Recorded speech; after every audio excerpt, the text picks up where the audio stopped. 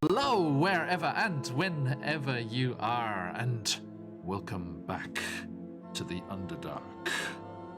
Down beneath the sunlit world lies a hidden world of caverns, chambers, deep ravines, soaring stalagmites, and plunging stalactites, mushroom forests, hidden cities, whole cultures thriving down here in the darkness, and danger. Dangerous creatures, dangerous people, and recently, abyssal dangers also making their presence felt.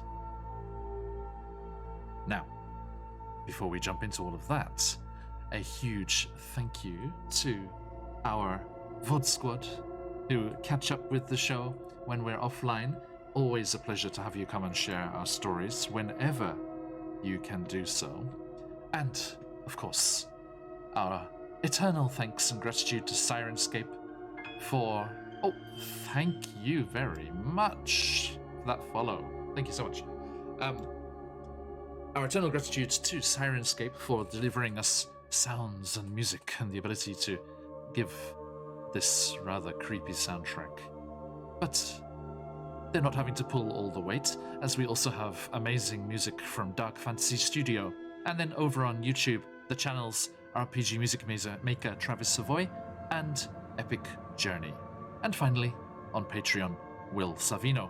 Amazing music for all of your RPGs, be they streamed or just privately at home. Head on over to the VODs on YouTube to see the information down in the information bar about where you can find all of that good stuff. Now, thanks aside, let us remind ourselves what's happened so far. As our adventurers here, Ignatius, the Minotaur Barbarian, Elora, the High Elf Rogue, and Zakan, the Asamar Ranger, and me, looking sinister with my floating dice.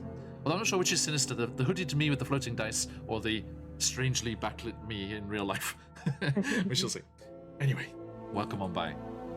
Now, our three adventurers here had once been four, but unfortunately, a member of their party was lost to a grey ooze that was lying in wait as they plunged into the icy waters below a waterfall, escaping from a drow slaving camp, Velkinvelv, seizing on the opportunity when it was attacked by demons.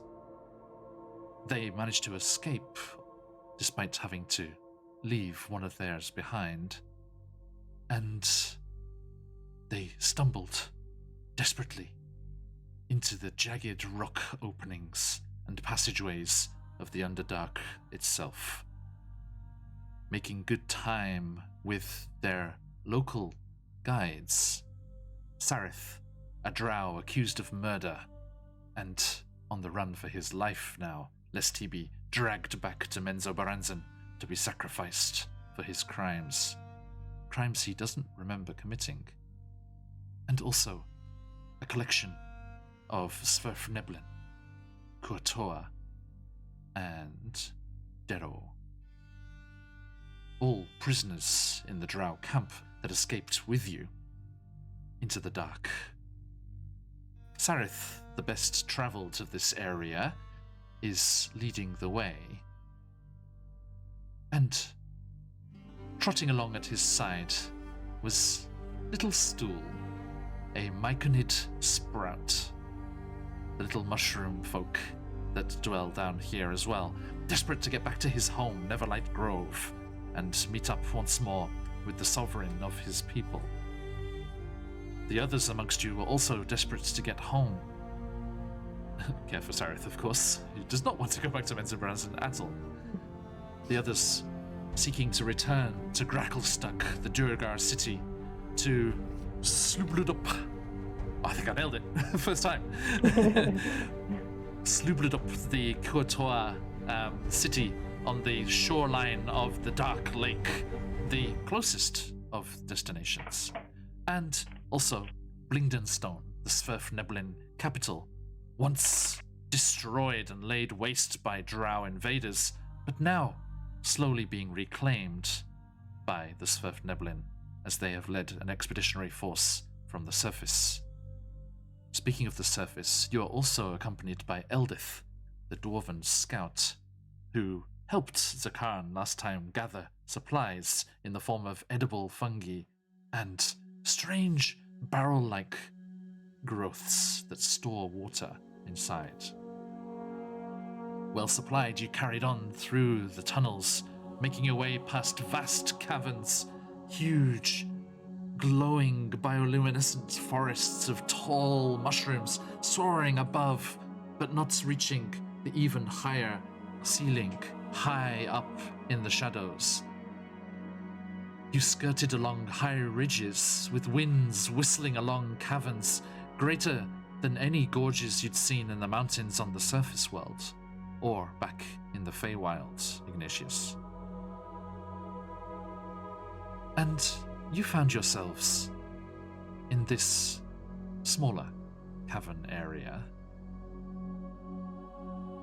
But not before you'd taken a rest, having seemingly managed to, for now, shake any pursuit, as it was seeming that the drow desperately want their prizes back. But with no sign of pursuit immediately, and all of your friends and allies lagging, already driven to the point of exhaustion by the hard labor you were forced to do in the camp, you took a rest and re-equipped the gear that you had been able to salvage from the camp in your desperate escape, including, for Elora, a strange sword hilt with the blade broken off.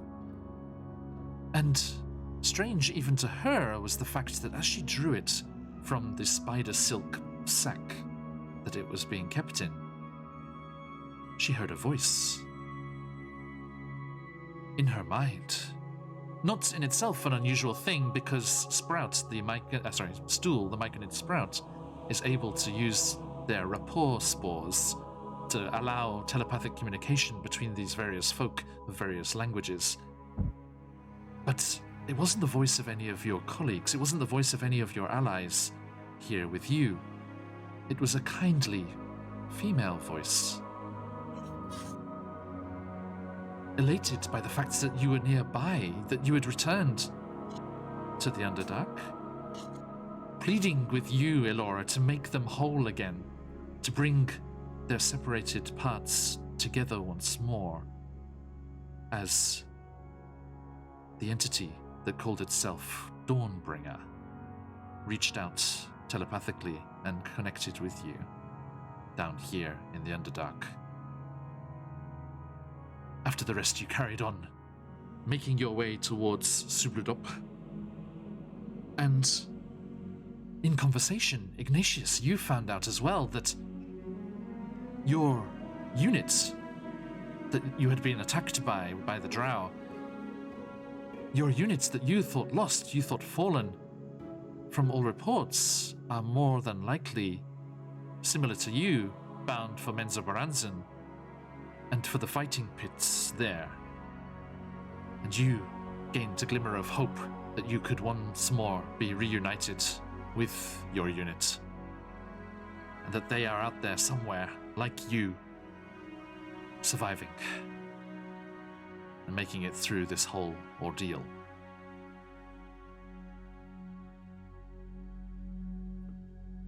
Zakarn, leading the way with the Drow's help, led you to this cavern where we find ourselves now, much smaller, a mere 30 feet above you, into the darkness with stalactites hanging down jagged rock, faintly lit by the glowing mushrooms we can see by Ignatius and Elora there.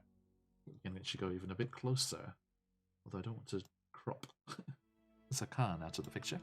There we go. as you were making your way through this tunnel, there was a shaking, and pebbles and dust were dislodged and clattered down onto the rock floor around you. And you looked around, looked for shelter in case there was going to be some kind of cave-in. But it wasn't so much a cave-in as a cave-out, as from the rock wall to your side exploded in a shower of rock shards and dust as a vicious, chitinous skeletoned, bug-faced, fierce mandibles clacking together Umber Hulk exploded from the wall and leapt upon you all, sensing your footsteps through the rock.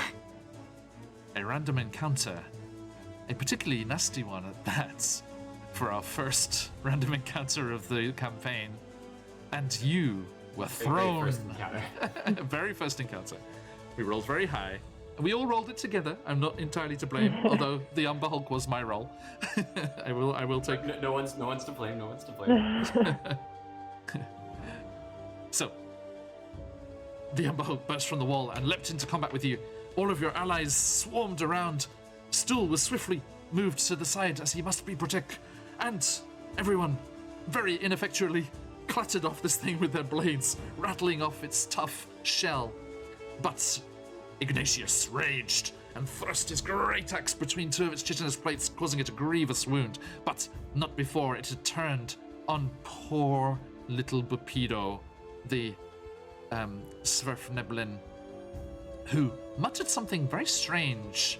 Alora, you caught him using a different name as he charged into battle, but he was laid low and is lying bleeding on the cave floor as we are back into battle.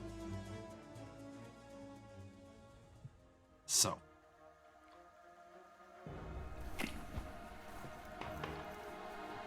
let's get back to this.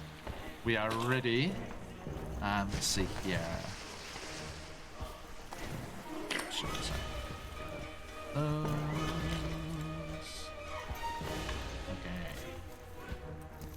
So, we are in. We are already in initiative here. So let us jump right back into it as Laura. It is your turn as this huge Umber Hulk turns on you all, like looking this way and that, not knowing which of these bite-sized morsels to go for first. Its mandibles clattering together. What do you do? Okay. How big is Pepito? Is he big enough for me to grab? I mean, small enough for me to grab? You could, yes, definitely. Okay. So I think Laura sees Pepito go down and kind of wants to get him out of direct line of fire, and bring him kind of far away if possible, maybe around here. Would that cause me to use any action? Yeah, you'd have to. No, you can use your movement. You can move at half movement if you're dragging someone, but a warning there. If you move away from the creature, it can take an attack of opportunity if you leave its zone of influence. Okay. I see. So that maybe not. It may not be the best choice.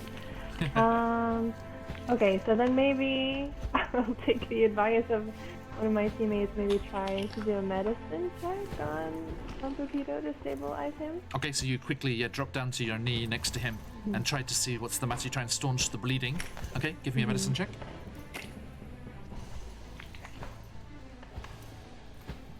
I got an 18. 18, oh, that's plenty, yes, okay. So, Bupido is stabilized and is just unconscious instead of on death's door. So I shall switch to that one instead.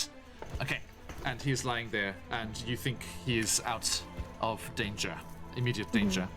That's your action. Any movements or bonus action? Can I do a cantrip? If it has a casting time of a bonus action, yes. Okay, We so... got the casting time there? Okay, so maybe I want to do chill touch on this large insect. My chill touch takes the form... Oh no, it sorry. does, Chill touch is one action, sorry. Oh, one action? Okay. Yep, sorry. I'm fine. then that's all. Yeah, if you see next to the spell's name, it says time. It says 1A, that means 1 action. Oh, Okay? And then if it's a bonus action, it'll be BA. got it. Okay? So, nothing else? Nope, that's all for now. Okay, let's have a quick look down here. Bonus actions. You have... Oh, one thing you could do, actually, because you're a rogue, you have cunning action, so for your cunning action, you can use the disengage action, which means it can't attack you when you leave. So you could drag it... You could also drag Bupido away if you wish. Okay, then I would like to drag Vito away I would like out to do that of very the much. line of Okay, fire. so you can go 3 squares, 15 feet. Okay, then I'll go to this corner. Okay. Sorry, do that once more. I was looking at the chat. Sorry.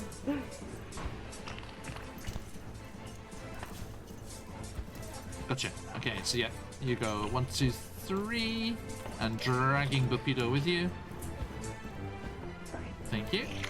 Thanks. Alright, let's bring everyone into the view here.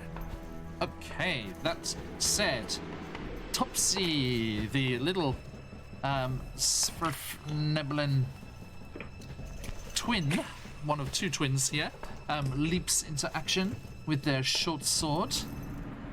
And what was the AC on this big boy again? 18. This tough chitinous hide is very difficult to get through, but it attacks with its short sword. 22, yeah. 5 piercing and 17, so just misses with the second attack. But the first attack was successful, manages to carve a piece off one of its legs, and the beast screeches in pain and turns angrily towards the little Svrfneblin, who's like, ah! Get out the way! Watch out! And then it is Bupido's turn, who does not have to make a death saving throw. Actually, Sam, could you roll me a d4? The little pyramidal one.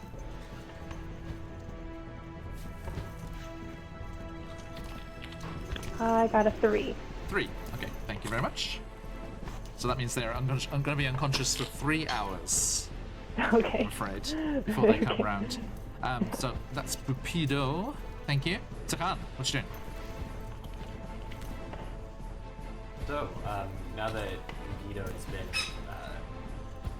moved away from immediate danger, Zakana is free to focus just on the creature, or getting us clear of this danger. So, looks over, gives like an appreciative nod towards Alora, and draws their longbow and starts to fire, looking for those gaps in the plate. Okie doke. So that'll be pretty good. That's a 20 in total. That'll do it. The birds celebrate your success. Chirp.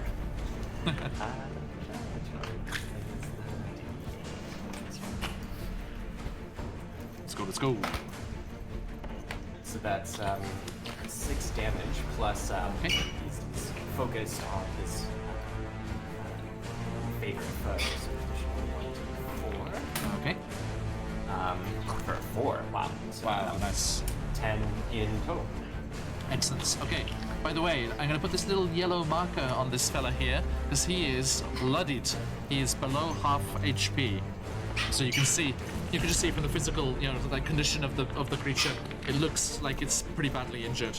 Okay, so this yellow mark means it's below half HP. And if that changes to a red, that means it's on its last legs, which means it has less than 10 HP left. Okay? This is just, this is what you can glean from looking at it. Okay. Thank you. So...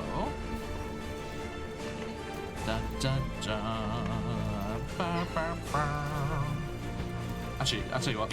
I'm going to change up this music because I think this will get us muted. And I don't want that to happen. No strikes. They don't do strikes really. Not on channels our size where you're not making any money. It's just they just mute 10 minutes around that section. So I want the VOD squads to be able to figure out what's going on. this battle sound set is completely okay. Hey. Okay, sorry. So, yeah, that last song was Two Steps from Hell, and that's dangerous ground. Fantastic music, but dangerous ground. Okay, thank you very much. So, that is you. Anything else, sir? Nope. So I think they will stay put. Okay. Or actually, just for a dramatic effect, maybe they'll move somewhat protectively around Rapido here. Nice. Okay. It's still out of range, but... Yes. So yeah, you lightly step around him, avoiding his unconscious form on the floor, and turn to face your enemy once more. As across the way, our drow friend Sarith lunges out with his blade and misses, I'm afraid, just harmlessly rattling off the plates of the beast. Then Topsy spins out of the way as Turvy ducks underneath him to take their go as the quieter of the two siblings lunges out with their short sword, misses, and hits on the second one for 7 piercing damage. The Umber Hulk is roaring in anger and pain, thrashing this way and that. And as it does so, Eldith, the dwarven scout, lashes out with her short sword and misses, I'm afraid, but brings the sword back round with a backswing and misses again. Right up to Hugo. Away and like, yeah, it's just like, the noise must be amazing. It's just like tick, tick, tick, tick, tick, tick, tick, tick, tick, tick, tick, tick, tick. This thing's like in the swinging wildly at this thing. Indeed. Hungry and tired. Jim Jar nods his head and he's like, I should have made a bet. I should have made a bet that you were going to miss. I would have made some good money there. You got to do it like this. And he fires off with his crossbow, if memory serves. Yes, he has a hand crossbow. Boom, and hits. He's like, see, that's what you got to do. And hits for 4 piercing damage as the bolt buries itself between 2 of the Umber Hulk's plates. And Ignatius. Ignatius, just lost in his rage, keeps hacking at the thing, oblivious to what's going on around him, maybe not even noticing Rapido was hit. I had a day off yesterday. I spent it doing 2 things. Half, Assassin's Creed Odyssey was on sale, so I played through a lot of that. And also, the other half was spent blissfully rolling a new character. As everyone, dear followers and dear people in chat, if you get the chance to go and check out Quest Junkies UK, their ongoing campaign, Rodanian Chronicles, which I shall be joining as a bear-folk barbarian. I'm following Ignatius' footsteps. But I'm going wild magic barbarian. They've been playing for a while, so I get to jump in right at level 10 with all of my abilities rolling already. I'm going to be a wild magic. And I'm using... Ignatius get that far. Yeah, oh, you will. Yeah, I'm sure. You, the others I'm not so sure about, but you probably. But I'm also playing some of the Unearthed Arcana, the recent Gothic lineages. I'm trying out their Hexblood. So he is a bearfolk in appearance alone. As deals were made with a hag somewhere in his past. So yeah, stay tuned. If you're not following the Twitter, there's a link on the channel. Go and have a look there for news about that. And also, an exciting charity event coming up in May. Do keep your eyes open for that. And Ignatius, I shall stop. You're just like pent up with your rage. Just like I just want to hit it. Go for it. All right. That is 10 plus 6. Not enough, I'm afraid. Despite your rippling minotaur muscles, the great axe swings around, but just as you make contact with the Umber Hulk, it spins towards that crossbow bolt firing good little Sverfneblin across the way there, causing your blade to scatter across and bounce off some of its armor plating. Just the one attack at the moment, right? Yep. One day. One day. Okay, thank you. And speaking of our chitinous friend, how many people do we have around him? 5 by my counting. Actually, Yeah, he's last. I do need to add in our prince. Sweet prince. Do you remember he was injured last time? Oh, that's right, because he hulked out. Yeah, he was injured last time, which made him go a little loopy. And he was just like, "Rrrr," and actually is going to go for the Umber Hulk. I think I'll put him at the end of the round, because he was triggered by the Umber Hulk, so he goes after the Umber Hulk. So he Pull your weight, Princeling. Sweet Prince. So let me get that ready to roll as the Umber Hulk spins on. Rolling a dice. So that puts it at 5. 1, 2, 3, 4. Ooh! The Umber Hulk, seemingly intrigued by this sudden switch of personality, is going to go for the prince once more. Again. Will the prince get to have a go, or is he just going to be knocked out? We shall see. So bad for him. Let us have a look here.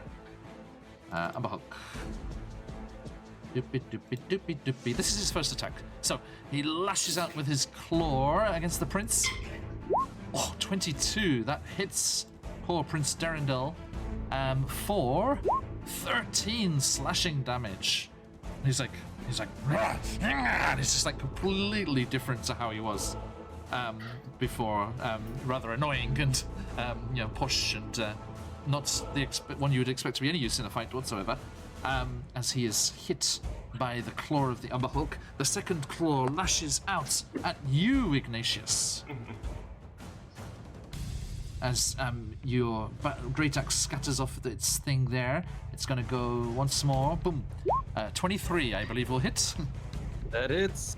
And that is 7 slashing, but in your rage, you ignore half of that. So 3 slashing damage. Okay. And finally, its mandibles are going to close around the frail body of our dear sweet prince once more. Really got it in for this guy. Can't believe we're fighting something with 3 attacks at level 1. Okay, that is 15 to hit. That does hit, and is 17 slashing damage. And the prince, the good Prince Derendel, is bloodied. Not bloodied, no, he's on his last legs. Even worse. So let me put this little red dot on him here. Oh, he's still up. Oh, wait, no. He is. He's on his last legs. He's got a couple of HP left. EDH, the patron saint of Phoenix Iwaki. Sorry, our fellows here don't know our little rituals here, so I'll do it by myself. Yes. EDH was our magic 50th follower and got us that affiliate status. Oh. If you want to... EDH. Yeah, cheers, buddy. If you want to check out some cool Rocket League or first-person shooter streams, go and get a look of that. And he's off to lurk and sleep. Yes, because it is... What time is it? It's like 3 in the morning? 3:30 in the morning? Good night, fella. Cheers. 1 hour. All right. Yes, back in my homeland of the UK. So, the enraged Prince Derendel lunges for the Umber Hulk, wanting to get his revenge for these slights against his name, his good family name. And he lunges out with claws. Die. Missing. And missing. Yep. This thing has an 18 AC, you've figured out at this point. It's nasty. Nasty. Okay. I'm just like shaking your head like, God, this fucking guy. And yes, speaking of being judged, it is your turn to judge or do whatever you will, Elora. Okay. Well, I'm way too far away to do anything with Derendil anyway, so it would help him out. But I stopped the bleeding from Pepito, so while I'm still crouched on the ground, maybe I'm going to try and shoot my longbow. Okay. And that's an 18! Yeah, there it is. Just hits. Just Nice. made it. Okay, so you nimbly leap over the prone form of Pepito, draw back the bow. Your elven training kicks in. It whistles past your ear, and thump! You've got a clear shot into the body of the Umber Hulk. Okay, so roll me that damage, please.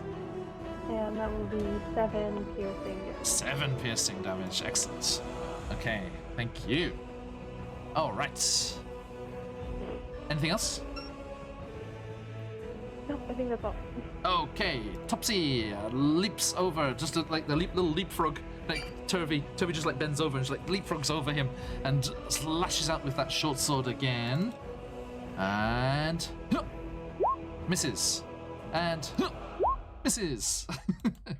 And she's like, this thing's really hard to hit. And like skitters out of the way again. Burpido is unconscious. I'm just gonna take him out the turn order, I think. Zakharan, protecting Burpido's prone form. What do you do? So I've been thinking about, we talked at the start of the campaign about not having flanking advantage, sort of creating advantage through combat. Yes. And so I'd like to do that in some way. And what I was thinking is if Khan is able to light up one of these arrows with extremely bright light and get it to stick into this creature, would it distract it enough to provide some of that combat advantage for the people surrounding it? Okay. Nice. Give me a religion check. How bright is your holy light, sir? Okay. Let's can see. you channel channel the power of Tidra? Let's see. Yeah, because I think in normal times it's 20-foot radius, but like we want it like burning right? Nice. Yeah. Just focus it right down on this arrow tip. I'm so bad at religion.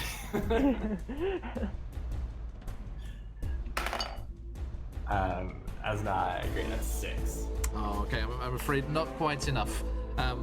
But you do fire off the arrow, and the creature.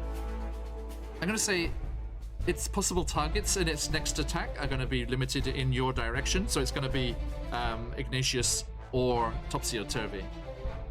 Just there, because it's looked towards the source of the light if it hasn't been distracted too much by it.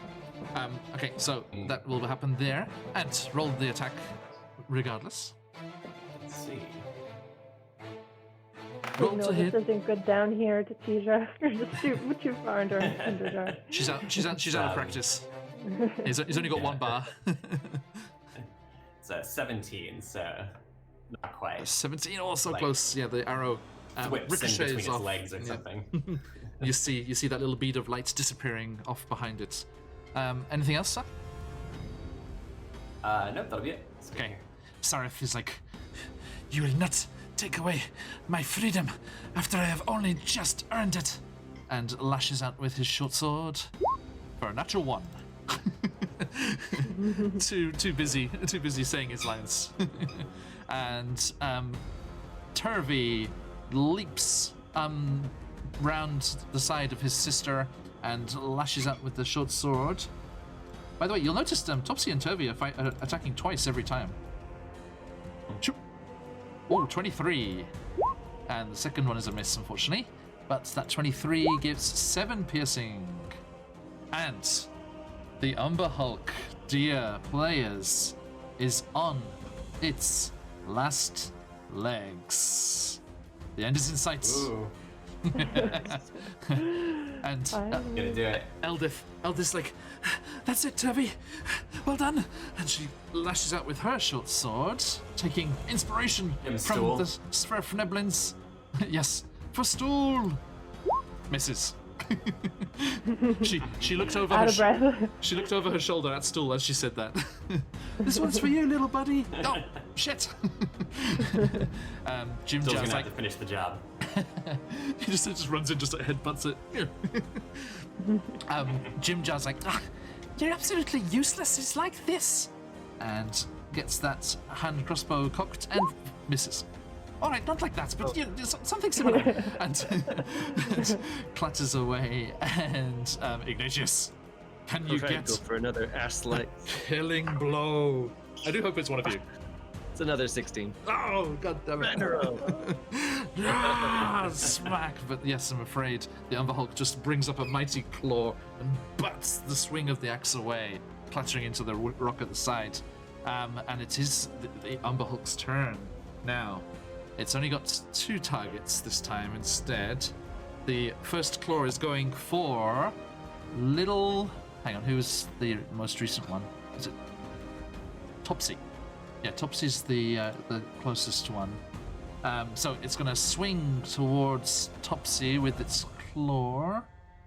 Umber Hulk up here. Lots and lots of sheets.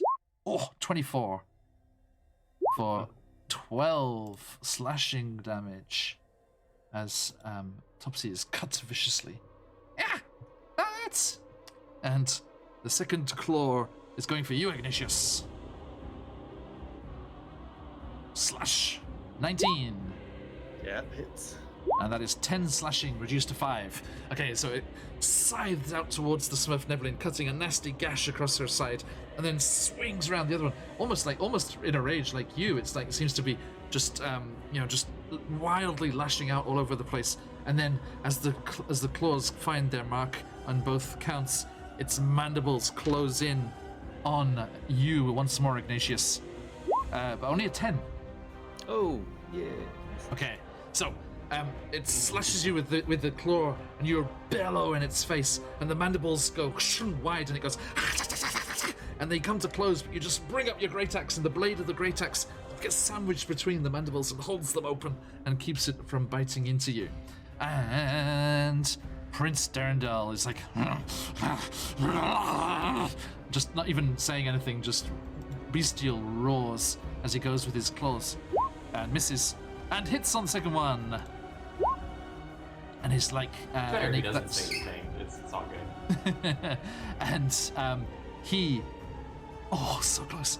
He lashes out with these big claws that he's been polymorphed into having, and gouges a huge chunk. One of the big chitinous plates just comes right off. You can see this strange kind of bulbous, almost like brain matter, kind of like soft tissue underneath as the Umber Hulk roars and looks around once more from Ignatius as Elora does what? Okay, hopefully. Dot. So sees that it's on its left Well, legs, yeah. and it's gonna choose to keep her distance and go once again, try to use her longbow. Okay, so you see this soft spot, you see that sweet damage prone spot. You draw back the bowstring. I aim and I miss. Oh, So I got 14. the elation of seeing your chance. You're like, yes, this is it. We're going to be safe.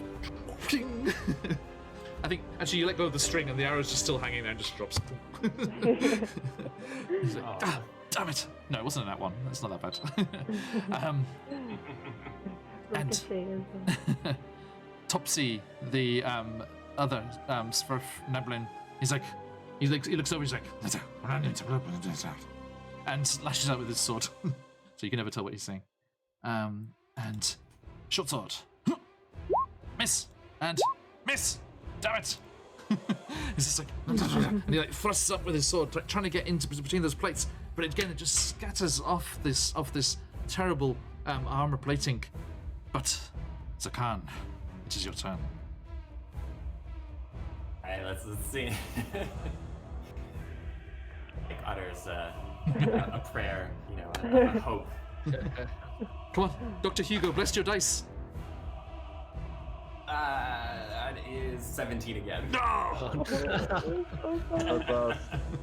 Okay, you see the arrow stick into a gap between the plates, and you're like, yes, but it didn't seem to drive deep enough as the pressure from the plates around it cinched closed in reaction and trapped the arrow there, so it's still sticking out, but no damage was caused, I'm afraid.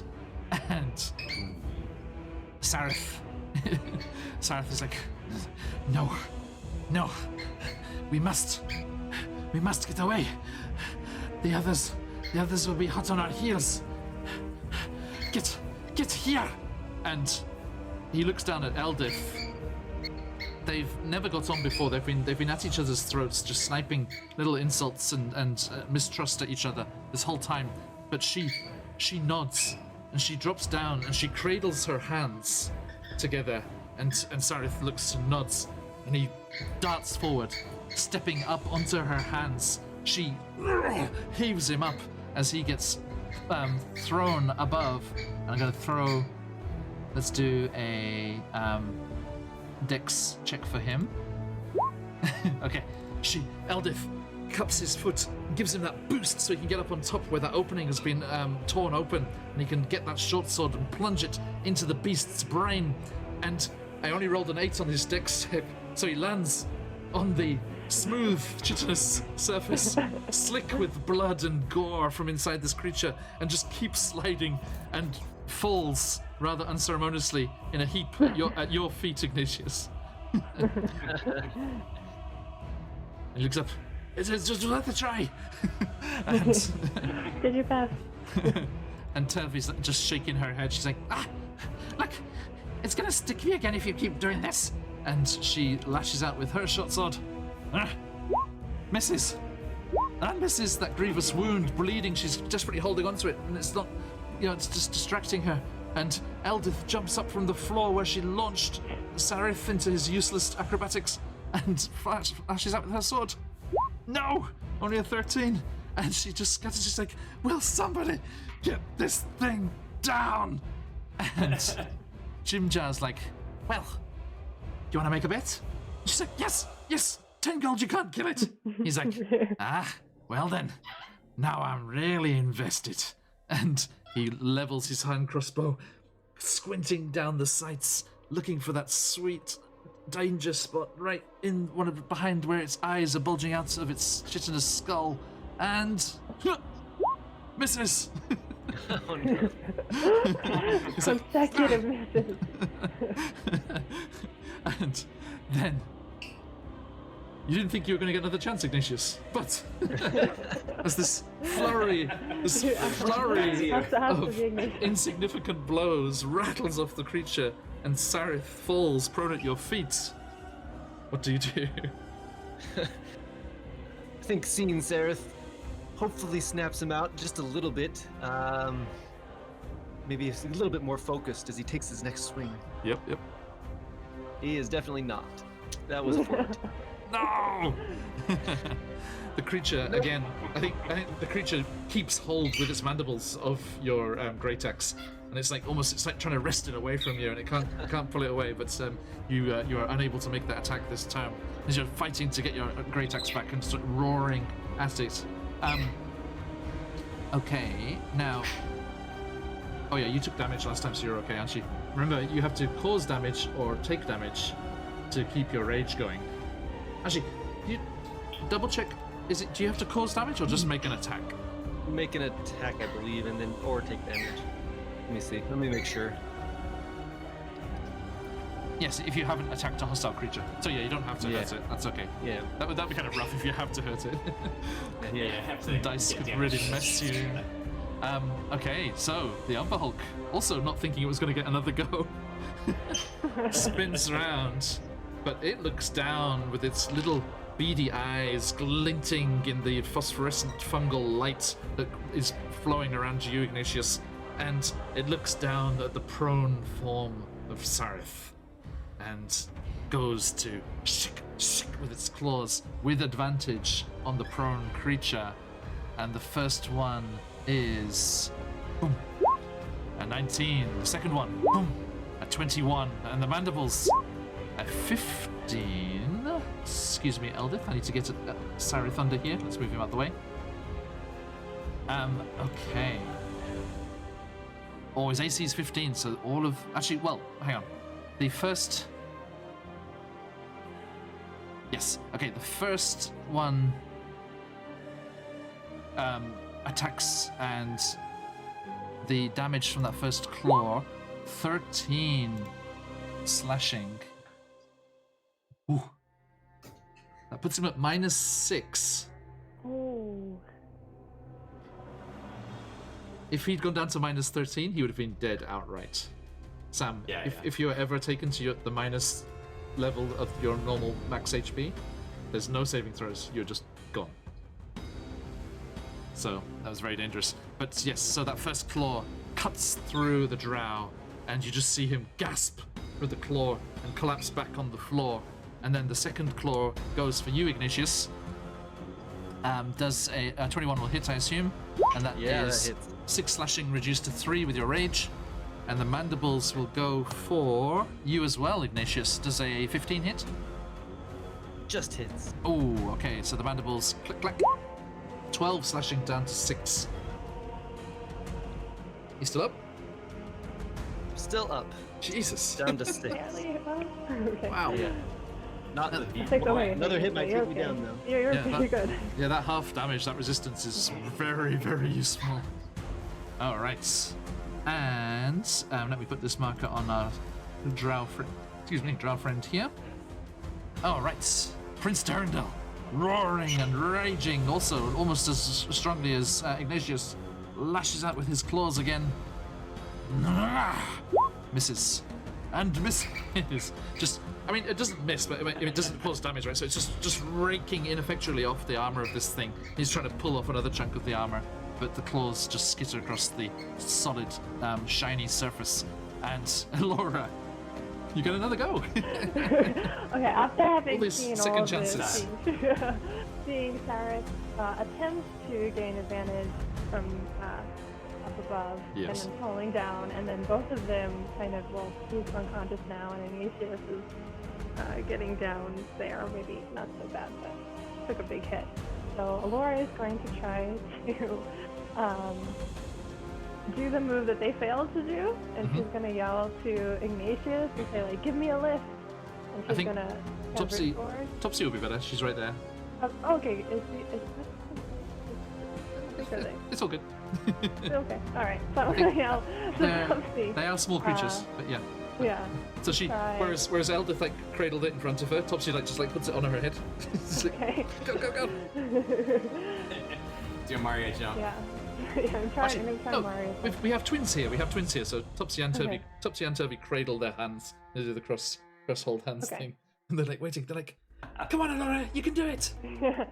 Gonna try and do that kind of Okay. like cheerleader move where they have both of them and they push me up in the air and do a flip and try to Go team. land with my with my short sword. Sorry, I'm British. I don't know cheerleading. A dex. Give me an acrobatics check. Acrobatics. Yes. I got a 17. Nice, that's plenty. So, you sprint 1 step, 2 steps up onto the cradled Smurfneblin hands, and they go, and they lift you up, and you arc up, do a front flip in the air, and bring your, what weapon are you using? My short sword. Okay, so you grab your short sword, and both hands on the handle, bring it blade down, and roll with advantage to attack. Okay. So my first roll is a 14. That didn't work. Second. And roll is a 26. Yeah! Hey. Is that a natural It was 20? a natural 20. Yeah. Natural 20, yes. Hey. Fantastic. Okay, that means... There we go. Now, that's your short sword, so that means you roll 2d6 plus 4 instead of the normal 1. So, and I rolled a 14 critical damage. Nice. So what, 2 6s? Or one's a There's 6 and a 5, Yeah, I did 2d6 plus 4, yeah. Yeah, There's yeah. a 5 and a 5 plus 4. 14 damage. Okay, on this thing, which was on its last legs, so had to be below 10 HP. So, Sam, Alora, new to the hobby, new to Phoenix Iwaki, let me First kill. give you your first tell me what happens. Okay, well, after my glorious flip in the air, I come down with my short sword and push it through like a gape in his neck, and then I watch its head fall to the floor. Fantastic. Okay, yes, so you launched by the Smurfneblin, spin in the air, thrust the short sword down. It goes straight between the joints of where the skull piece and the back plates meet, and boom, into that neck space behind that, and then you just wrench it back, and there is a clunk, clunk, clunk, as the Umber Hulk's head bounces across the cavern floor. And you get a GG in chat from Dr. Hugo. Cheers, fella. Oh, it's too dark. I can see my heart. There, heart. Or Okay. with the kill. I was busy spamming hypermodes. Fantastic.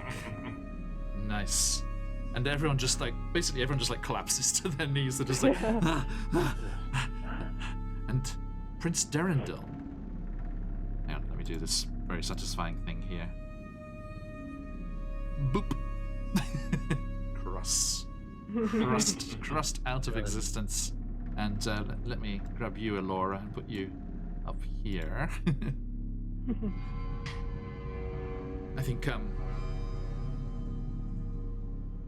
Eldith will look up at you, the Dwarven Scout will look up at you, and she's like, that was amazing. Well, Alora, to the victor the spoils. You wanna butcher this for us? Sure, you know. Pretty hungry after that. Yep. We're gonna eat tonight.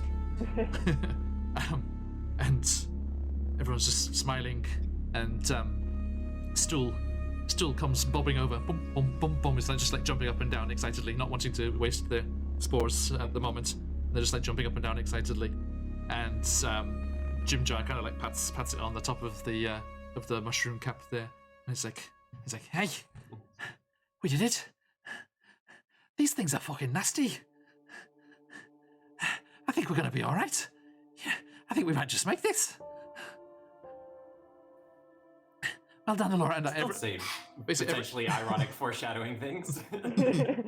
Everybody's just gathering around you. And as this is happening, let me roll a d20 here.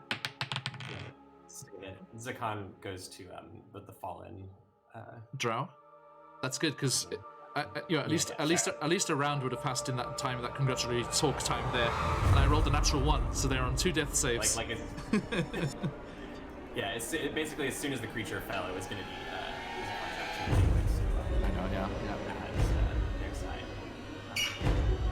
Just let me write it because I didn't get to write it for anyone. So.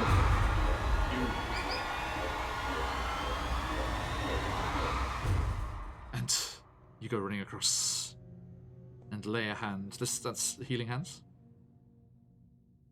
I don't have healing hands unless we progressing in level. I don't have any spells. It would just be Zakan using basic medical knowledge. Okay. Sorry, everyone, I think I heard my door go. Can I just nip out briefly? Excuse me, everyone. Please relax after that fight. I'm just going to go to the... actually, I'm just going to leave it here. Everyone, please talk amongst yourselves. Excuse me. Yes. Finally. Dude. That was pretty satisfying. Oh, who's down right now? Anybody? Done. None. Sarah. Did somebody do a medicine check? Sorry, I might have missed it. Zakan's about to. Okay. And then Bubito was stabilized, but he's unconscious for 3 hours or something. Yeah, 3 hours, yep. All right. We lost our We cleric. Carry him. Yeah. We'll probably need to get someone to carry one of these two along. Yeah, well, that's Shushar. Shushar, you carry Bupito. You need to play your part. You need to play a role in this fight. Yeah. Cool. Oh, okay. Sorry about that. I forgot to mute my microphone, so sorry if you heard that. Hi! Everyone just garbled Japanese in the background. Okay.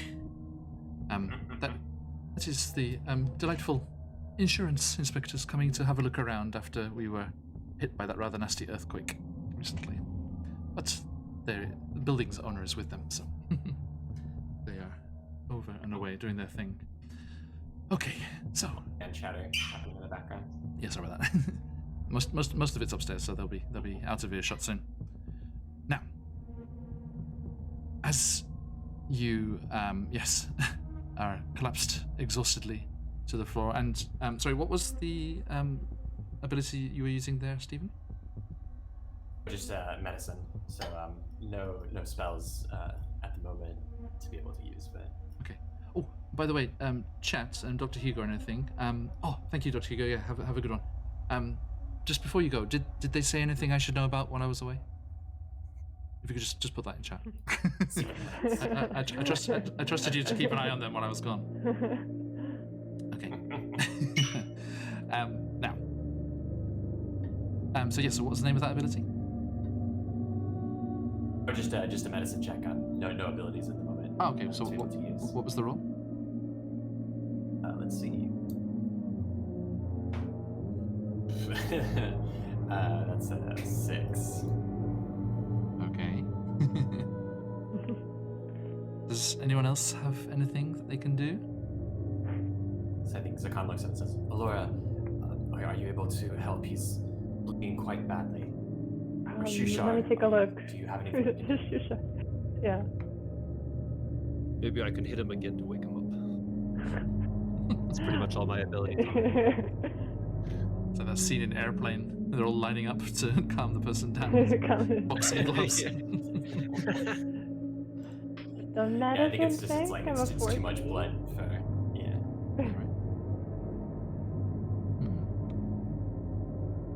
Let's see. Shushar has a reaction called Sticky Shield. He is naturally Just close it up. He's naturally slippery.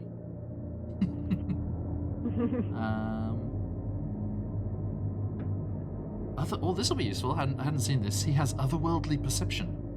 He can sense the presence of any creature within 30 feet if it's invisible or on the ethereal plane. But nothing that could help the drow, I'm afraid. To perceive that Seraph is currently dying. I perceive that. Because he's like, oh, he's a goner. Actually, maybe if well, I have this trinket that you gave me, and I'm not sure what it is, but it is a mechanical spider. I don't know if it would help in stitching up the wounds or something like that. Maybe if it could be used as a medical device. I don't know what it does. I don't think it's that. Yeah, that's useful. I'm afraid. Okay. Purely just from the trinket table there. Let's see. I wonder if do these myconids have any healing spores? Still save the day. Nope. They have distress. They have distress spores and rapport spores. We are leveling up, then for purposes of this story, Zakan would have a spell. Okay, well, I mean, we did could say. Could I just do I level 1 no, but. Could I do another medicine check, or is it only like one person? Yeah, we can't really have repeated checks. Okay. I mean, I think every person should get one go at it, right? Like, the same person can't make repeated checks until. I mean, it's conceivable that someone else could do it better than someone else tried. So, Alora, yes, you can have a go and try. Okay, yeah. My medicine check was 14.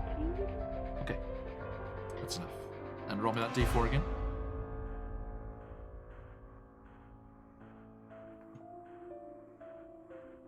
Four. Okay. So, you are safe. The Umber Hulk defeated, but 2 of your comrades have fallen and look like they'll be unconscious for quite some time, which is going to cost you, unfortunately.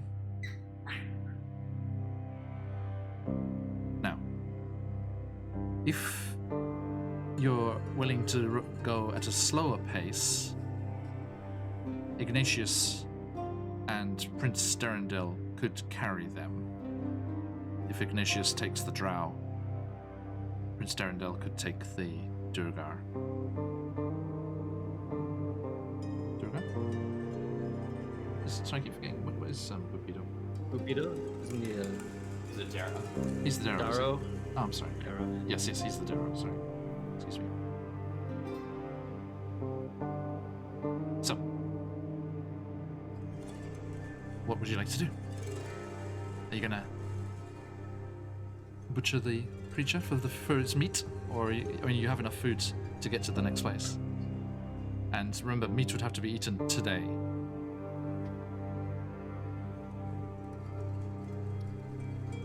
Look, what should we do with this? Does anybody We need can use to rest? whatever we can get.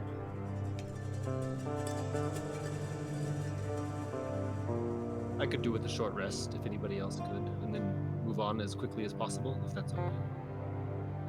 We can take some time to a short rest and to our wounds before moving on, as long as we are on our side for any signs of danger. And we're doing that. If Eldith, if you could assist me in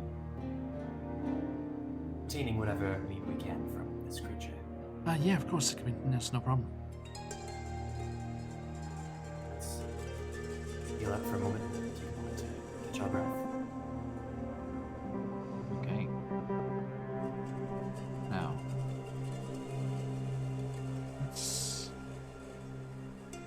take a quick look at the food thing again. So whatever we need to roll to harvest I think whole it- bits. I think, if memory Tasty whole serves, chunks. Mmm. I think it was just straight. Yeah, this is a large. It's a large creature, so you actually get 32 pounds of meat from this. Even without a roll. But yes, it just has a straight amount. It's just meat. You just cut it off. It's right there. You don't have to search for it or anything. Are we gonna cook this? Or... Eat it raw. That is So bad. Probably more edible.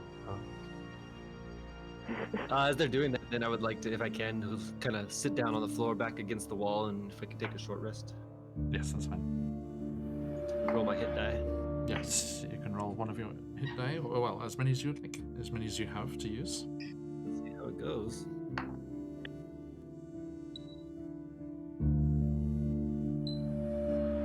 And then while they're harvesting the creature and things, Zakhan is going to be keeping an ear out for danger while they're working.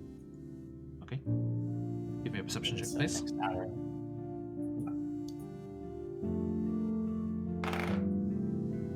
Let's see, that is 16 in total. Okay, thank you. You do think that you hear something off down one of the passages at one point, but it seems to be some kind of creature or something moving by and carrying on, like, on a tangent to where you guys are. It doesn't seem to be getting closer. So, like, when they first hear it, they sort of hold up a hand for everyone to be quiet and sort of listen, and once it seems to be moving off, they go, like, okay.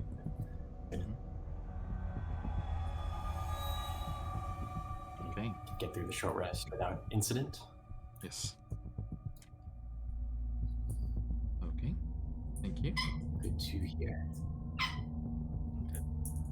So, you take a short rest, and then you carry on at a slow pace.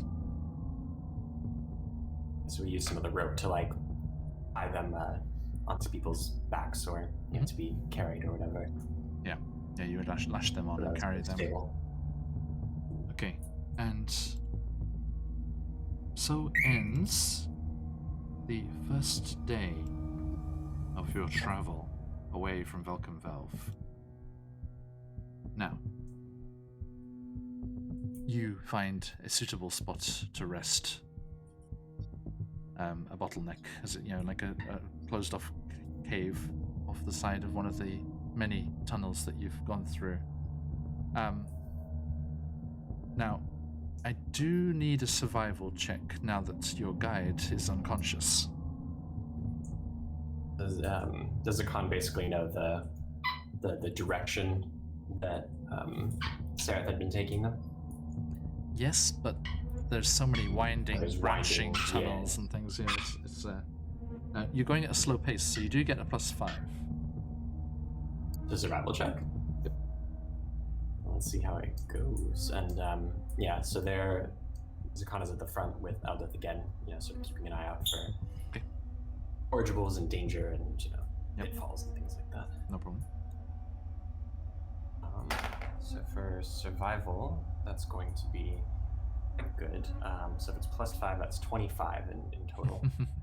No problem. Okay, What? so you managed to find the right caverns and passages that keep you going in the direction that you had been, and you have a good sense of direction, and you managed to hold true to the path and not get lost. Congratulations. So it's sort of described the things that we were looking out for and sort of extrapolating, like, okay, we're these sorts of rocks or this amount of moisture, that kind of thing. Okay, thank you. Now, let me check on something here.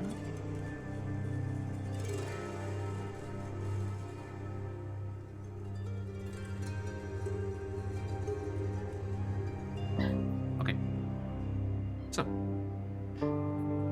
you are very alert as you're taking your rest here because you're fairly sure that the delay of having to fight this creature and then the slower pace with your unconscious friends who, after a time, do come back to consciousness. You are very worried that the pursuing drow may have made some ground and gotten closer to you. But they do not seem to be nipping at your heels just yet. Now, is there anything anyone would like to talk about? Any conversations that need to be had as you take your night's rest here?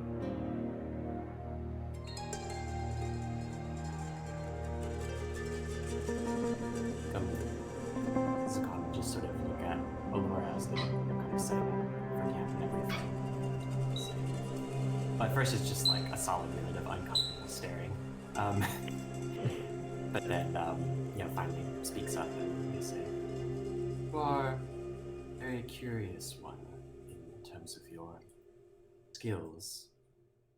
You are quite dexterous, able with a bow. You had your sleight of hand in acquiring the key, and you have a roughness to you that is not common to your race. What wonder is your purpose?" Well, I've had a lot of practice these past 3 years. I've been out on my own, and I've had to make my own money despite my appearance. I've been fending for myself and been protecting people that I care about, and that's all I really want to do right now. Practical experience, then. Yes, very hands-on, practical experience, you could say. Nod ahead over towards Prince Darendel, wherever he is, and they say, "One seems to think of you as some sort of nobility. Is that the case for you?"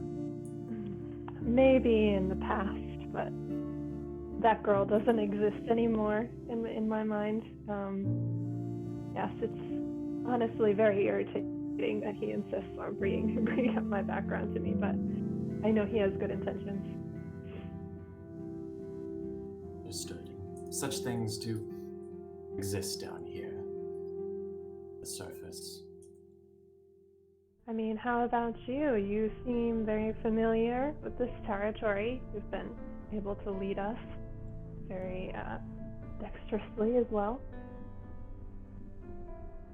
I have always been down here, as long as I know of, carrying out the purpose that I have been charged with to, as we are doing now, to bring people to where they need to go, to save them as best we can. Do you have any desires of your own? They cock their head to the side, kind of confused. And after a moment, they say, "Desire me to complete my purpose, to follow the meaning which I have been given in my life. I feel that is to most things that live." As long as you feel it's of your own will, I can respect that.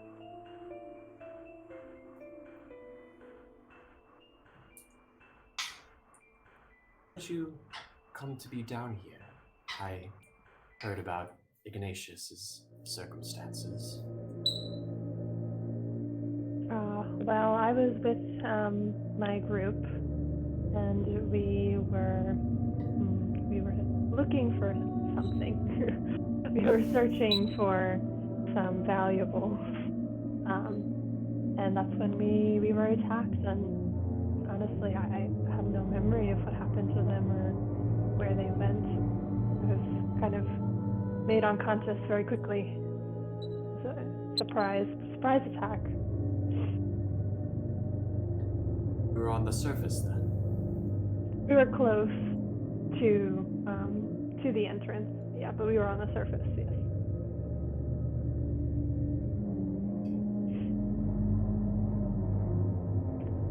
Do you remember what happened to you when you were taken?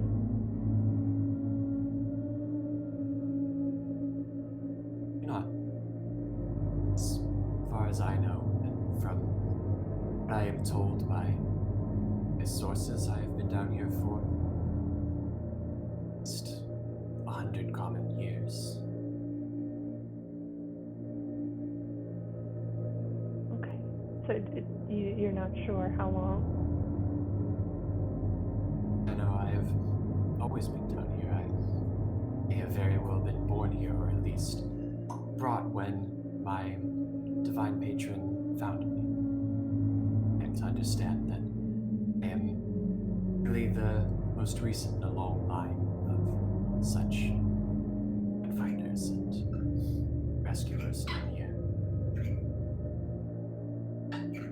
Do you ever want to leave this place? I have seen the surface from some exits when I guide those out, and there's much work to be done here. There's a lot of evil to be dealt with, to be eradicated, and feels that this is where I should be. Oh, that's very noble of you. Is what it is.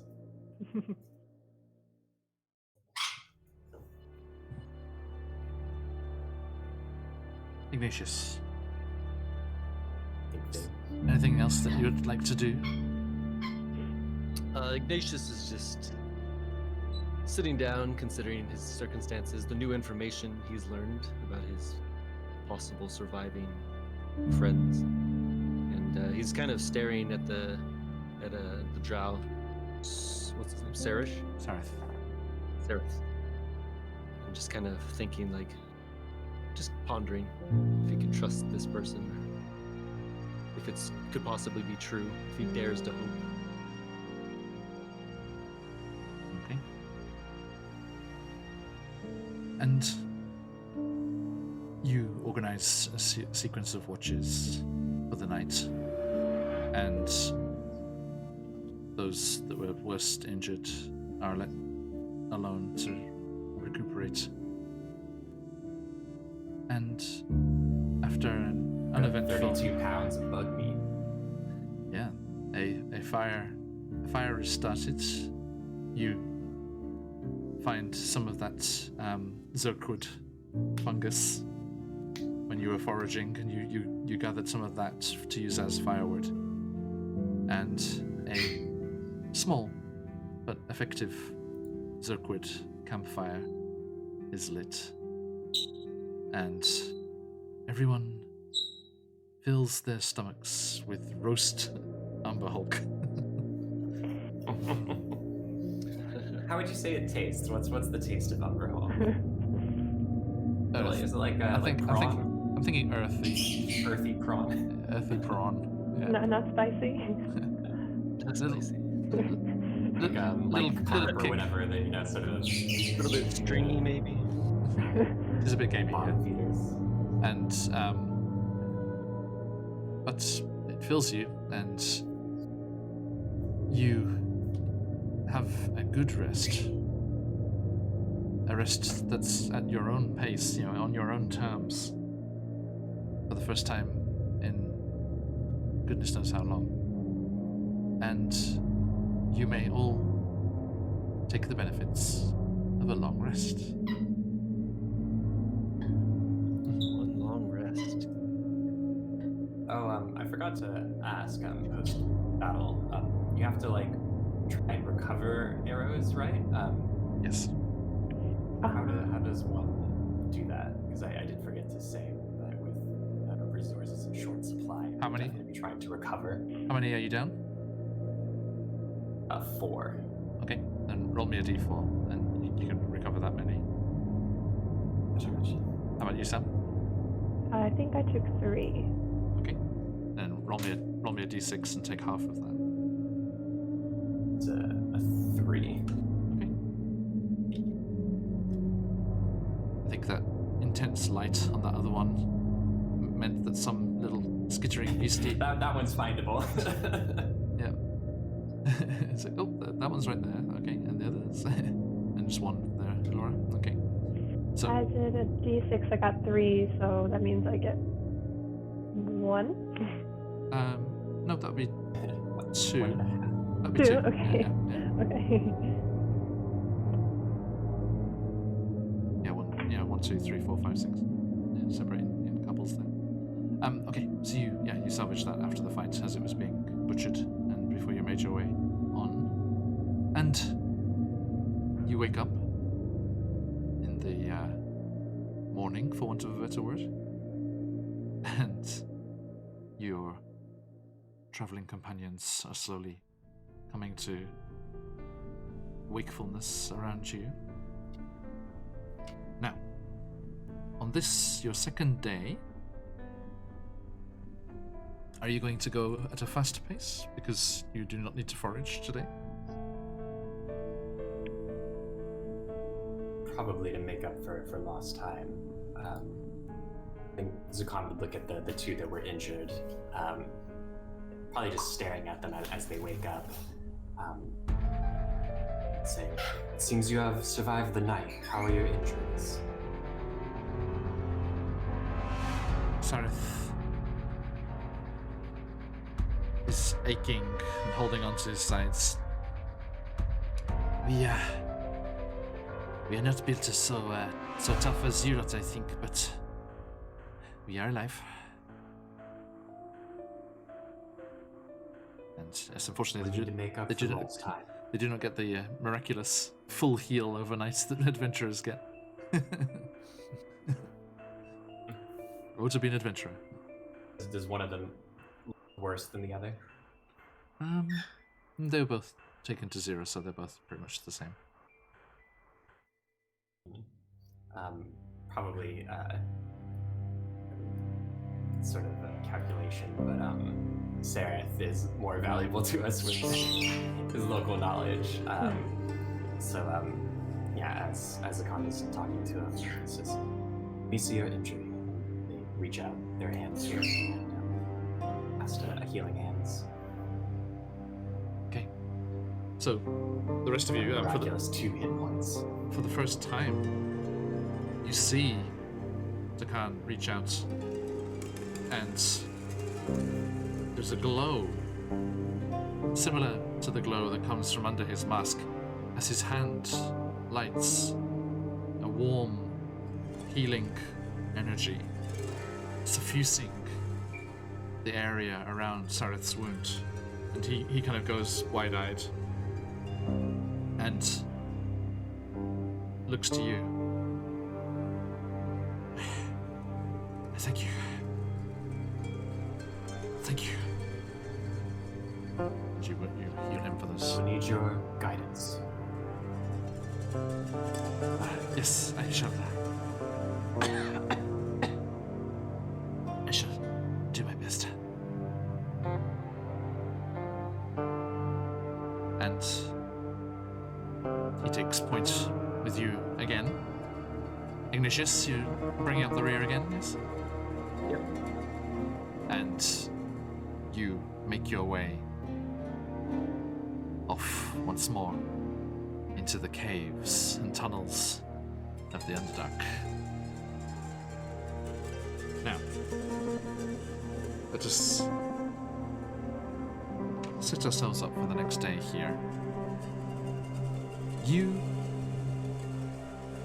do not need to make a navigation check because Sareth knows the way. You're going at a fast pace, yes? Okay. That's what Zircon would push for if anyone argues. We can argue. Yeah, that's fine. So yeah, you go at a fast pace, and you travel further past. Again, it's a mixture of sized caverns and tunnels. It seems to have gotten a little more constricted here. You find yourself in more smaller tunnels than before, as you are traveling on towards Subruda,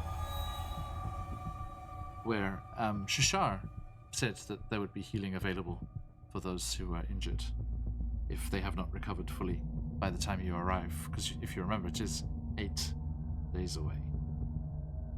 Although a faster pace will shave some time off that. Now, What kind of shaman are you, Shishar? No healing. he's a mystic, he's a philosopher.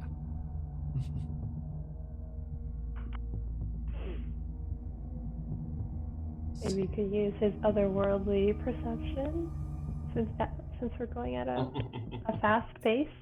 We have -5 perception. Yes, there is a problem with perceiving problems and dangers around you. Yeah. Speaking of which, I do think we should roll those dice once more and see if you make it through this second day in one piece. So, These perception checks or these encounter checks? Ignatius, a d20, please. Okay. Perception. Just a d20. Straight d20. 16. Okay. Thank you. I don't know if high is good or bad right now. Well, Elora, why don't you have a go as well? And you can also roll me a d20, please. We'll see how it goes. I rolled a 10. 10. Okay. So, you are making your way as quickly as possible. But there's one part of the journey that stands out more than anything else. Shortly after you paused for lunch and nibbled away on some of that collected fungus, you come out of a cave mouth into a large cavern. But the floor of the cavern is sunk beneath a 3-foot deep pit of slimy muck.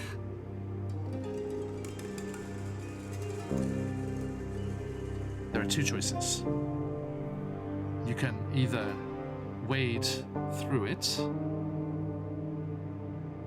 or you can go around it, but Sareth warns you, traveling around the area would take off half a day's travel.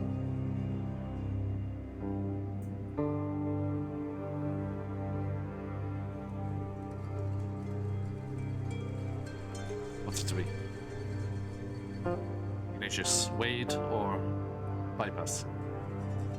He's saying if we go around it, it'll add an extra half day? Or? Yes, yeah. Take much longer. Well, considering we have so many people, I would suggest that we go the safe route. Not that there is a safe route down here. wading through dark waters seems a bit sketch. I think that is wise guidance. Seraph, do you have any idea of what this may be, or what sort of creatures may lurk here? I am not sure. I have not heard of anything that would live in amongst substances such as this, but as to what caused it, decomposition. Maybe there was a big battle here, or maybe there was a grove of fungus that contracted some kind of sickness and has decayed away. It happens.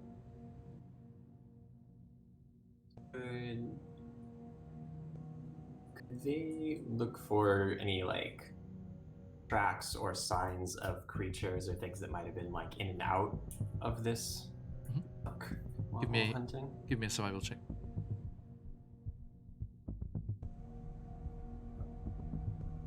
Let's see. 17. Okay. You give it a close look and kind of pace up and down this edge of things. You can't see any sign of anything entering or exiting the slime. The surface of the slime itself is because of the nature of it, it's fairly flat and featureless. And you also don't see any kind of shifting or anything as you're taking a moment to look upon it. Can I find like a rock or a mushroom or something and just toss it in? Yeah, of course. Would you like rock or mushroom?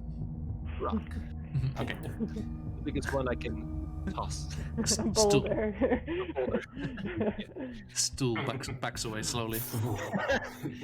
I'm eyeing stool. No. You'd probably disappear beneath it. It's not. I don't think he's 3 feet tall. Okay. Yep. You find a decent sized chunk of rock that's broken free, and a little gash in the wall nearby, and just lob it in, and with a very wet kind of, it hits the surface, and then slowly, it seems quite viscous, slowly disappears from view. And you wait. You wait. Nothing happens. Well, I think Laura is strongly opposed to entering any unknown waters at this point. Any mysterious luck? I don't feel comfortable with this. But if you recommend it, I'll follow you. But if I you know don't this even is, know if I it's don't possible really to agree. yeah. Some of the smaller of us may be injuries stuck. some of us sustained. I think it is best to move around as long as we can keep our pace up. So, Sareth is like, very well. This double back, there was a promising looking tunnel a ways away. And I will need a navigation check for this to successfully find your way around in decent time.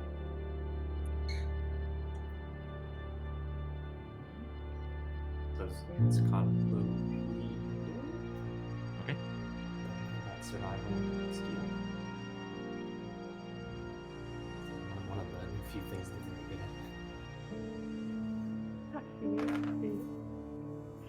Dang, very good in that case. So that's 26. Awesome.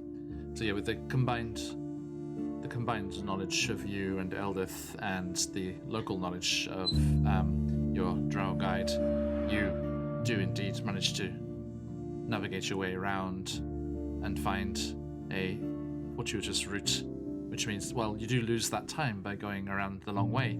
You don't lose any extra. So today's pace will go down to a normal overall. As instead of, if you had got lost, that would have added extra time even more. And you successfully continue on and into the Underdark towards the Dark Lake. And it's in much the same way that the journey continues. Those seemingly endless caverns, tunnels, back into a wide open cavern. Breathtaking views sometimes of vast, spaces opening up beneath you, lit here and there by patches of bioluminescence. And then you find yourselves walking amongst the stalks, as if in the giant forests of the surface world, as the mushrooms looming overhead. And I need one more check before we reach our goal. I am not one, and I want to see how everyone feels here. I'm not really one for spending huge chunks of this adventure just dealing with random encounters. The suggestion is that you roll twice a day, and it's 8 days to get to Sloopendop. So that would 16 encounters. 16 A lot of encounters. potential encounters. There is a number on that dice, that first d20, that means there is no encounter. But we're 2 for 2 at the moment. Yeah. A couple of checks are good. Yeah, they're Right. very interesting. Yeah, I just want to roll. I think maybe in the future when you're making a journey, we'll roll the dice to see how many encounters happen between A and B, and then we shall play that out and see how it goes. Because I do want the potential for you to get slowed down and for those drow in hot pursuits to be more than just an idle threat. So, Zakar, a d20, please.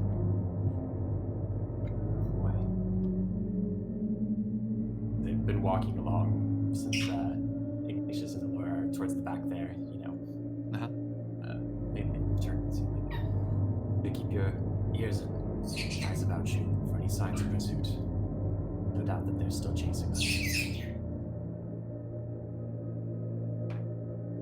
That's a 12 on the d20. Okay. That is in the realm of no encounter. So, the remainder of your journey goes by without a hitch. That repeated pattern of cautiously moving forward as quickly as possible, but always on the lookout for danger, both to the front and the back. And then finding a spot, hunkering down, getting your supplies, going hungry because you are going with these half rations, but slowly making your way closer and closer until one day Shashar suddenly perks up at one point. He's like, "Oh no, I think I've been here. Yes." And he sniffs the air. Yes, I can smell the dark lake. This way. And he kind of shuffles and kind of shoulders past Sarith and starts to shuffle off down the tunnel towards the shores of the dark lake. Now,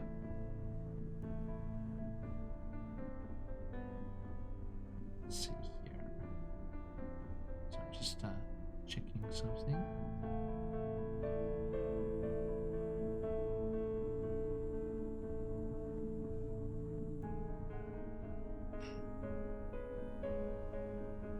Okay. Now, as you are making your way,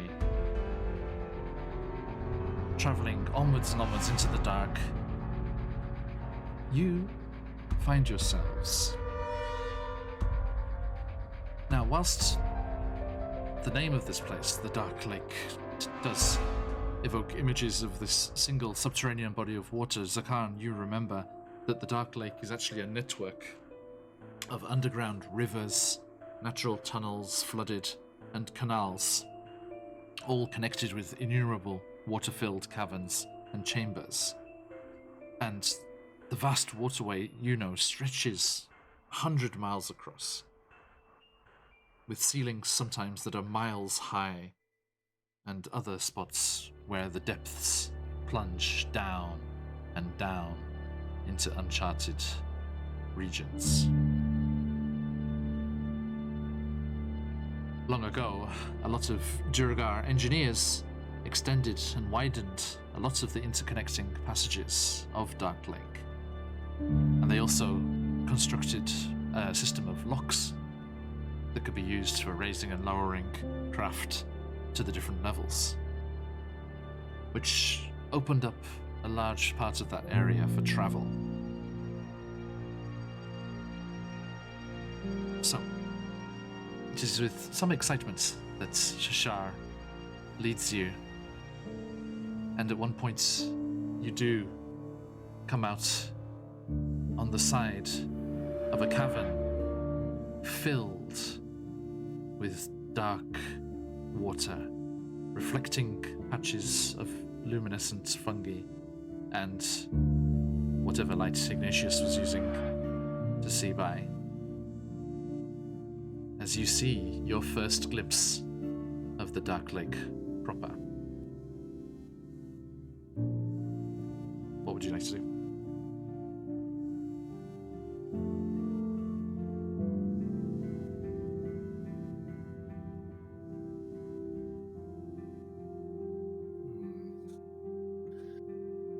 I just want to take another quick look, maybe in back, just to make sure we're not being followed or tracked by anything as everybody prepares to head in. Give me a perception check, please. Natural 20 plus 3. Excellent. Okay. You peer off into the darkness, relying on your ears more than your eyes. But as your friends have all become accustomed to keeping very quiet and not making noise that would A, reveal your location, and B, prevent you from hearing dangers nearby, you manage to perceive most expertly that it does not seem that at present anything is moving nearby. You hear nothing but the soft bloop, bloop, bloop here and there as stalactites hanging from above release droplets of water, free-falling down to join the massive body of blackness below them. Okay. I'll relay that information to Alora and then walk up to Zakan and say the same. Okay. Conversely, towards the settlement of Sloop the Dupe, is there any drow presence or anything sort of off about our approach towards the town here?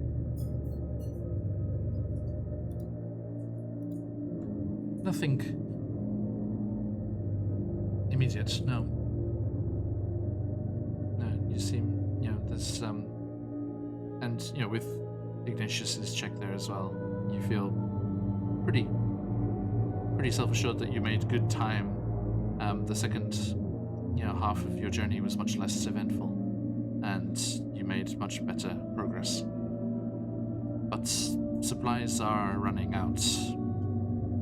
You searched around a couple of times during the remaining of the journey there, and replenished your foodstuffs and water stocks a couple of times.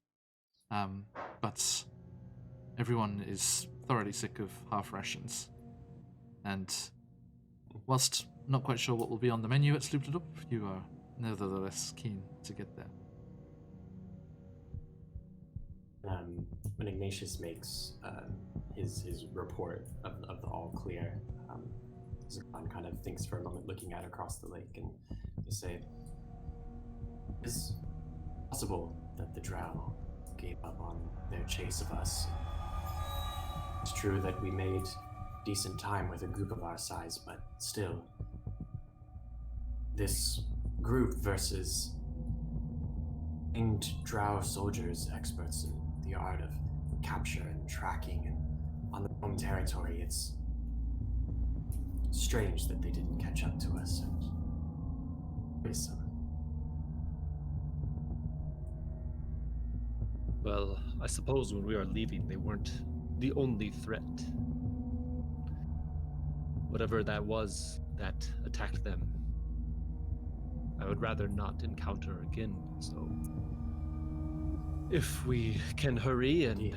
get there, then all the better. We'll find supplies and hospitable treatment in Slubladup. The Kuatoa are perhaps in race to some who dwell on the surface, but I can assure you they are quite friendly and quite open to helping those in need. But not right, Shushar.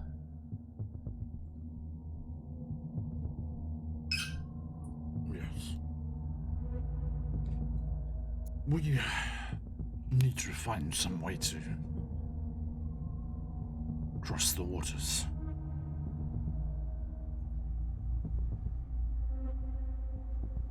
So if we wish to travel on, we will see about hiring a boatman. I believe such services are available. From the cities and habitations, yes, but can you give me one more survival check?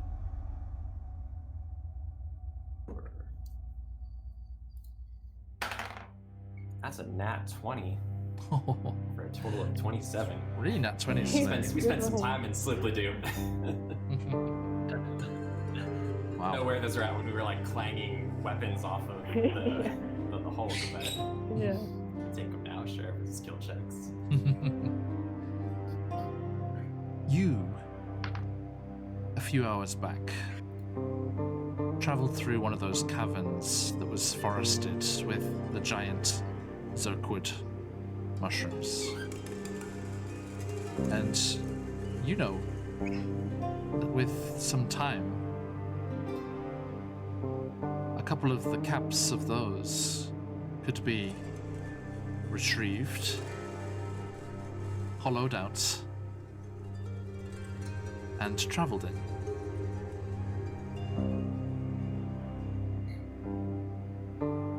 So, is that what you suggest? Yeah, so, Shushar says he doesn't think that Slipladoo would have anything, and I guess being fish people, they don't particularly need boats. Well, no, they would have something. It's to get to Sloop-de-Doop in the first place. Oh, I see, like, in order to cross to it. Yes. Yes. Kind of thing. Yeah. Gotcha. Okay. So we're, like, on the shores looking out towards opposite shores. Yes, yeah.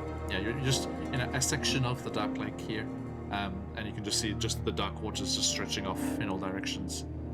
There's quite a strong kind of mildew, kind of damp smell throughout this whole area.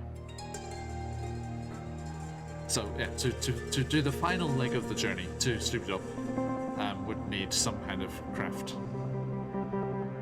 And as it seems nothing is happening right at the moment, a little DIY might be in order.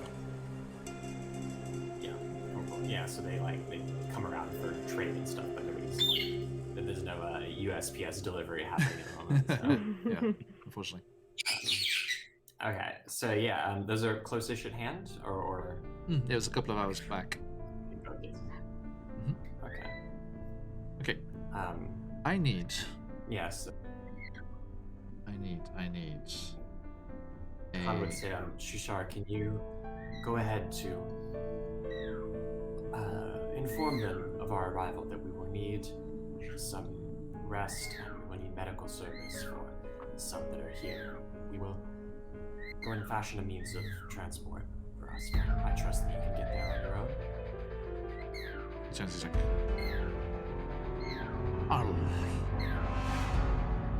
admit I'm unique. Some might say quirky, but I'm not stupid. I'm not swimming in there. That's fair. And that case, We travel together. we'll gather what we need and fashion some thing to ferry us across. Sorry, give me 2 seconds again. I'm also gonna grab that bird.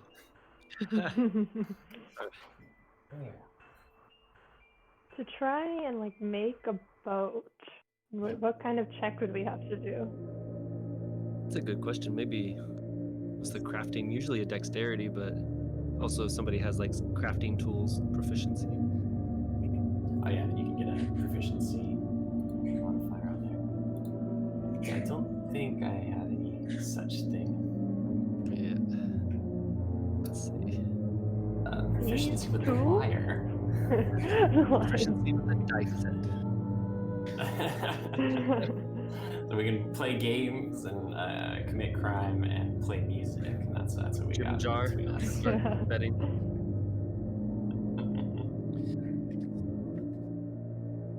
Alright.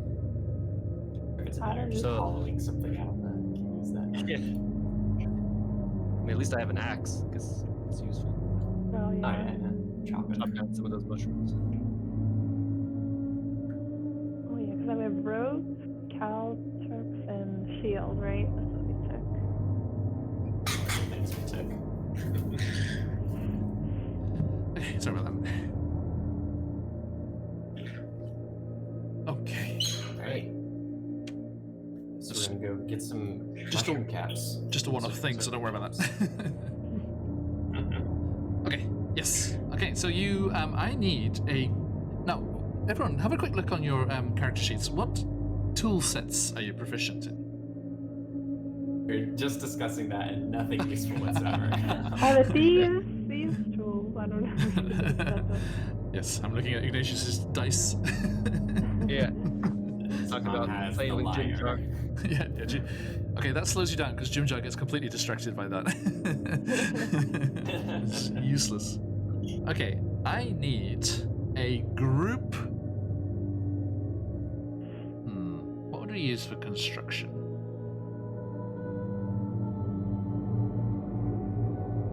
I think I'm gonna be slightly generous here, but I do think it is makes sense. I think it's going to be survival again. These are the survival skills that you need to be down here.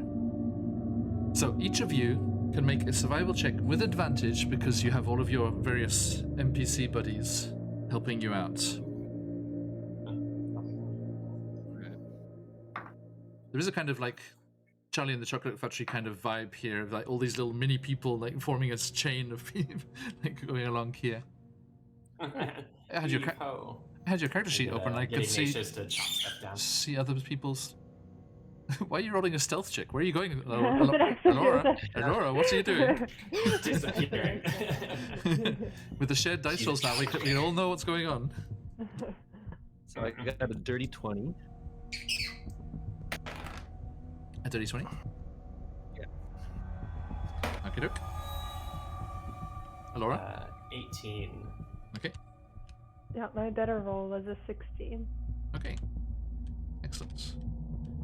So yeah, that's an average of 18 between you with all your assistants. So you get this whole like setup going where you've got this chain of everyone's like passing down, and you manage to cut through the bottom of the zerk wood, which is almost as tough as wood, so it's pretty difficult. But definitely, Ignatius's great axe is very useful here. And there's a I don't know what would the equivalent be. It's like it's not timber. It's like mushroom. Collapses down into. You can see Stool just in the cave mouth, looking slightly sad, drooping slightly. No, it's okay.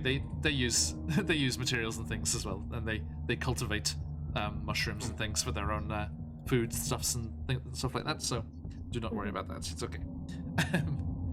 He's like, The homes are full of like flesh furniture.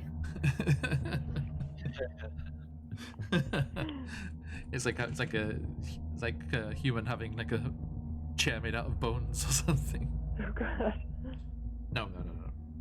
Like leather and stuff, so it's not too different. Exactly. They're myconids and mushroom fungus are different species. Very, very distant cousins, to be fair, yes, but distinctly distinct. So, you've got this whole montage going on of all this, feverish work, and a couple of the Zerkwoods are felled, the caps are removed, and people set to work making those usable as vessels. And the stalks of the Zerkwoods are cut up, some more firewood is gathered, and paddles are fashioned for everyone as you create these mushroom cap boats with which to set out on your voyage across Dark Lake. Now,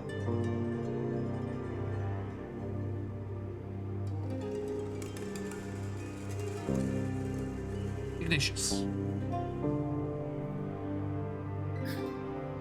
can you give me a wisdom saving throw, please?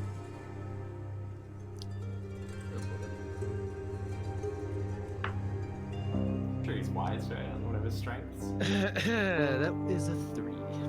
Oh, Excellent. excellent.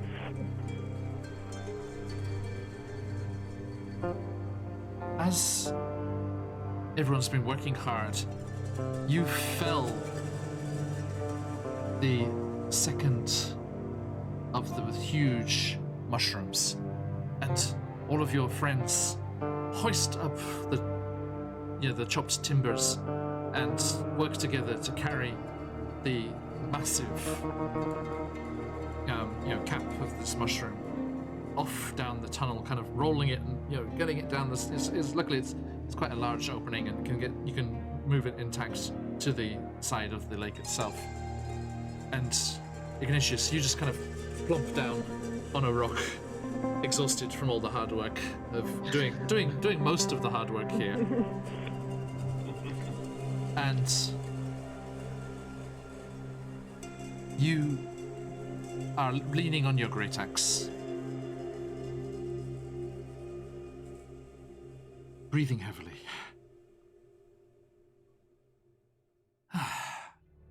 At least that's done. Now you can get on and hopefully get some decent gear and provisions in Sloop. You can finally get away from the dangers of this place.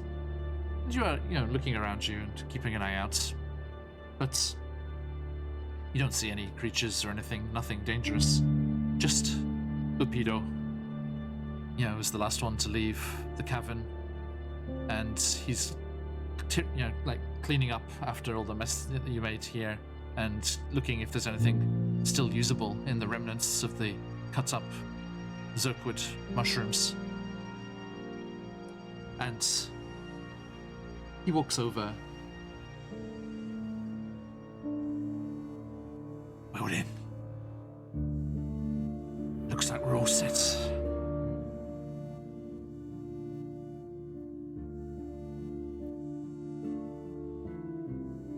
That way.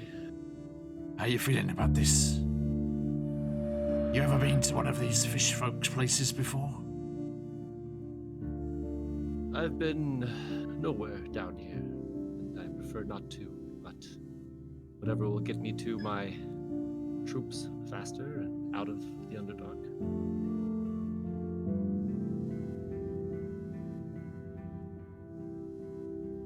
Well, that's just it, isn't it? I'm afraid you don't get to see your troops. Can't you hear it? Haven't you seen the signs?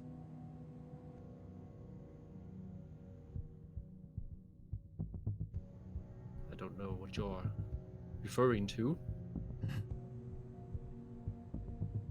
It's fair.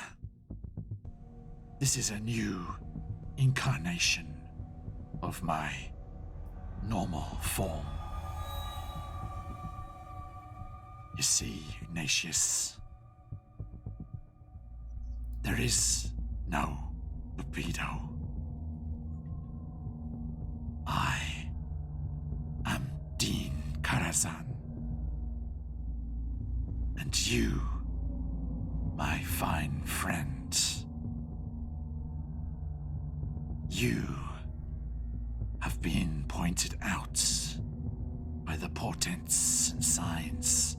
You are the next sacrifice on my path. My odyssey of carnage through the Underdark.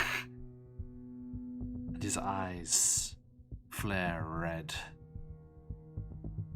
And you shake your head and kind of snort as a fog